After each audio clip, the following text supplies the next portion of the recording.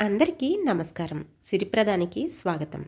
చాలా రోజుల తర్వాత మా ఇంట్లో చామంతులు విరగబూశాయి. బహుశా వానాకాలం కావడం వల్ల అనుకుంటాను. చాలా తాజాగా, ఎంతో చక్కగా పూసాయి. అందులోనూ ఈరోజు శుక్రవారం కావడం చేత ఈ చామంతులతోనే అమ్మవారికి పూజ చేయాలనిపించింది. అయితే దేవుడిని ప్రసన్నం చేసుకునేందుకు చేసే ఈ పూజలో పువ్వులు లేకుండా పూర్తి కాదు. భగవద్గీతలో పుష్పం పత్రం ఫలం తోయం అన్నారు. అందుకే పూలు లేకుండా పూజను పూర్తి చేయలేము. పూజకి కోసే పూల విషయంలో కొన్ని నియమాలు తప్పనిసరి. నేలరాలిన పువ్వులను దేవుడికి సమర్పించకూడదు. హిందూ పురాణాల ప్రకారం సూర్యాస్తమయం తర్వాత పువ్వులు కొయ్యకూడదు. ఆ సమయంలో ప్రతికూల శక్తి ఎక్కువగా ఉంటుంది. అందుకే పవిత్రమైన పనులు పూజ కోసం పువ్వులు కోయడం చేయరు. పూజలకి ఎప్పుడూ తాజా పువ్వులనే ఉపయోగించాలి. ఒకసారి ఉపయోగించిన పూలను మరోసారి వినియోగించకూడదు. పూజ చేసేందుకు ఉపయోగించే పూలు నీటితో కడగకూడదు. అలాగే ఎడమ చేత్తో పువ్వులు కొయ్యకూడదు. నెలసరి సమయంలోనూ పురిటి సమయంలోనూ పూలను తాకకూడదు. ఆ పువ్వుల విషయంలో నాకు తెలిసిన నియమాలను మీతో పంచుకున్నాను. పూజ అనే పదంలోనే పువ్వులు ఉంటాయి. ప్రార్థన అంటే పుష్పాలు సమర్పించుకోవడం. కానీ దేవుడి అనుగ్రహం కోసం చేసే పూజలో కొన్ని రకాల పువ్వులు ఉపయోగించరు. అందులో మొదటిది మొగలి పువ్వు. ఘాటైన వాసన కలిగిన మొగలి పువ్వు పూజకి పనికిరాని వాటిలో మొదటిది. అవి పూజకు ఉపయోగించకపోవడం వెనుక ఒక పురాణ కథ కూడా ఉందంటారు. ఒకనాడు విష్ణుమూర్తి బ్రహ్మ మేం గొప్పంటే మేం గొప్పని వాదులాడుకున్నారు.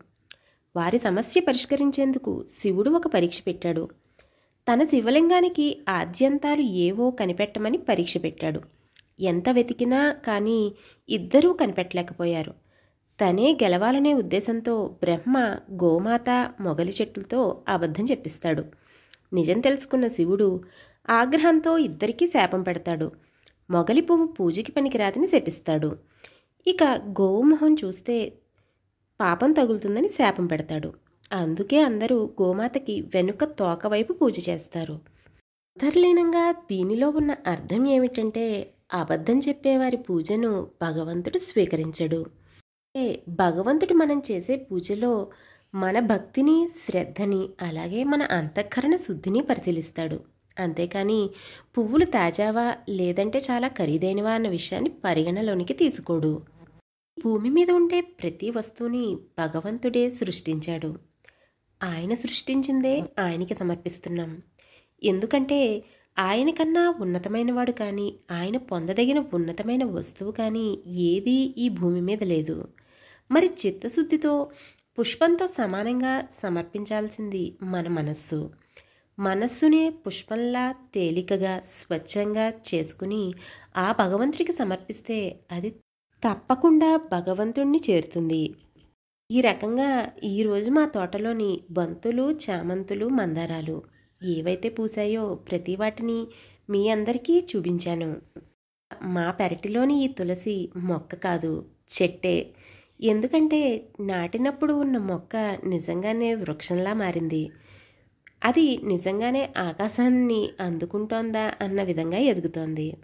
బహుశా ఇక్కడి నేల సారవంతం కావడం కూడా ఒక కారణమేమో. ఈ తులసి మొక్క వృక్షంలా చాలా పెద్దగా ఎదుగుతోంది. గంగా స్మరణం లాగానే తులసి స్మరణం, హరినామ స్మరణం సకల పాప హరణంగా మన పురాణాలు చెప్తున్నాయి. ఇలా ఈరోజు పెరటి చామంతులతో నా పూజా కార్యక్రమాన్ని ప్రారంభించాను. అరచేతి కన్నా పెద్దగా ఉన్న చామంతులతో, అందులోనూ శుక్రవారం పూట అమ్మవారికి పూజా కార్యక్రమం నిర్వహించడం ఎంతో ఆనందాన్ని, సంతృప్తిని కలిగించింది. ఆ భగవంతుడి అనుగ్రహం సదా మనందరిపై ఉండాలని ప్రార్థిస్తూ మరో మంచి వీడియోతో సిరిప్రదం మళ్ళీ మీ ముందుకొస్తుంది. అంతవరకు సెలవు. నమస్కారం. సర్వే జన సుఖినో భవంతు. సర్వం పరమేశ్వరార్పణమస్తు. స్వస్తి.